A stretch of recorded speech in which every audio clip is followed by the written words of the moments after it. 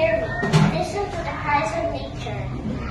She gives air to breathe, water to drink, land to live on, rain to make puddles to splash in, and sun to warm our days. She gives trees, mountains, forests, rivers, and fields. And yet, what have we done in return? We cut her trees and forests. We poison her waters. We choke her skies with smoke. And still, we take and take and take without end. Oh, Mother Nature, your voice trembles in the rustling leaves.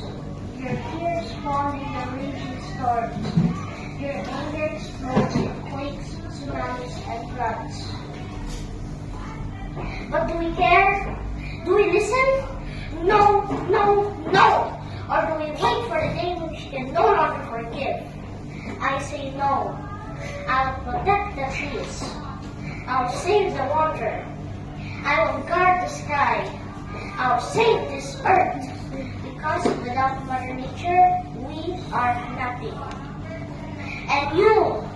And you, yes, you, will you stand with me? Will you fight with me? For the only hope we have? For if we destroy Mother Nature? So let us rise. Protect and love Mother Nature before it is too late.